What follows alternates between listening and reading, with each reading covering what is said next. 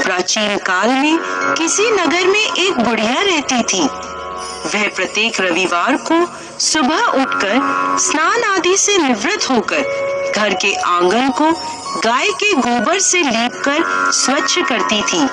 उसके बाद सूर्य भगवान की पूजा करती, फिर भोजन तैयार कर सूर्य देव को भोग लगाकर स्वयं भोजन करती थी।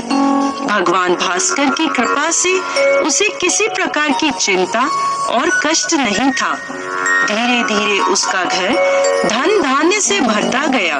उस बुढ़िया को सुखी देखकर उसकी पड़ोसन उससे जलने लगी। बुढ़िया के पास कोई गाय नहीं थी, अतः रविवार को घर लीपने के लिए वह पड़ोसन के आंगन में बंधी गाय का गोबर लाती थी।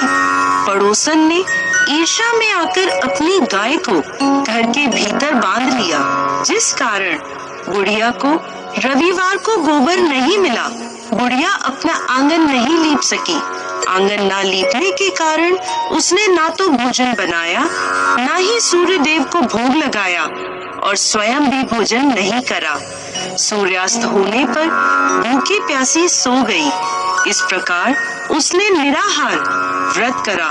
रात्रि में सूर्य भगवान ने उसे स्वप्न में दर्शन दिए और उन्होंने भोग न लगाने का कारण पूछा, तो बुढ़िया ने बहुत ही करुण स्वर में पड़ोसन द्वारा घर में गाय बांधने और गोबर न मिल पाने की बात कही।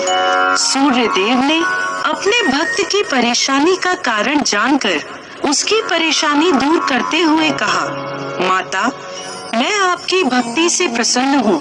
मेरा व्रत करने और कथा सुनने से निर्धन को धन और बांझ स्त्रियों को पुत्र की प्राप्ति होती है। इसलिए मैं आपको एक ऐसी गाय देता हूँ जो सभी इच्छाएं पूर्ण करती है। स्वप्न में बुढ़िया को ऐसा वरदान देकर भगवान सूर्य अंतर्ध्यान हो गए।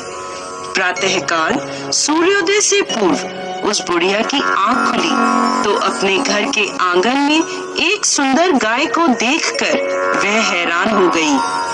पड़ोसन ने उस बुढ़िया के आंगन में सुंदर गाय को देखा तो वह उससे और अधिक जलने लगी। जैसे ही गाय ने सोने का गोबर किया, पड़ोसन की आंखें फट गईं। पड़ोसन ने उस बुढ़िया को आसपास ना पाकर तुरंत उस गोबर को उठाया और अपने घर ले गई तथा अपनी गाय का गोबर वहां रख आई। बुढ़िया को सोने के गोबर के बारे में पता ही नहीं चला और बुढ़िया पहले की तरह भगवान सूर्य देव का व्रत करती रही और कथा सुनती रही। पड़ोसन की चालाकी देखकर एक दिन सूर्य भगवान ने तेज आंधी चलाई, जिसके कारण बुढ़िया ने गाय को घर के भीतर बांध लिया। सुबह उठकर बुढ़िया ने गाय का गोबर देखा तो उसे बहुत आश्चर्य हुआ। उस दिन के बाद बुढ़िया गाय को घर के भीतर बांधने लगी। सोने के गोबर से बुढ़िया कुछ ही दिनों में धनवान हो गई। अब पड़ोसन बुरी तरह जल भूनकर राख हो गई। जब उसे सोने का गोबर पाने का कोई उपाय नहीं सूझा तो वह राजा के दरबार में पहुंची और राजा को सारी बात बताई।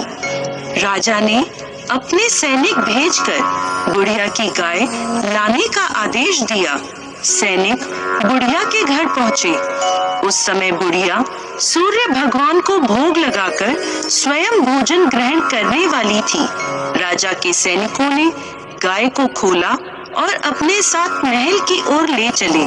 बुढ़िया ने सैनिकों से गाय न ले जाने की प्रार्थना की।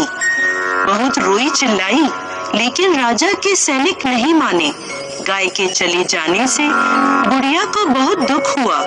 उस दिन उसने कुछ नहीं खाया और सूर्य भगवान से गाय को पुनः प्राप्त करने की प्रार्थना करने लगी।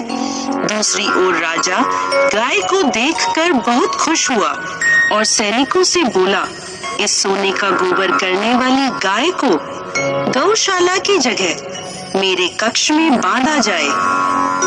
सुबह जैसे ही राजा उठा, सारा महल गोबर और बदबू से भरा देखकर राजा घबरा गया उसने सैनिकों से गंदगी साफ करने को कहा, परंतु गोबर साफ ही नहीं हो रहा था। जितना साफ करते वह उतना ही फैल जाता। यह देखकर राजा क्रोधित हुआ और उसने पड़ोसन को राजमहल में बुलवाया और उसे दंडित किया। इसके बाद राजा ने तुरंत बुढ़िया को महल में बुलवाया और उससे क्षमा मांगते हुए सम्मान सहित गाय लौटा दी। तत्पश्चात राजा के महल से सारी गंदगी दूर हो गई।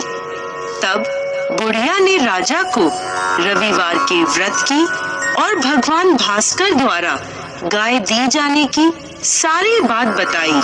राजा ने अपने राज्य में घोषणा कराई कि सभी स्त्री पुरुष रविवार का व्रत किया करें।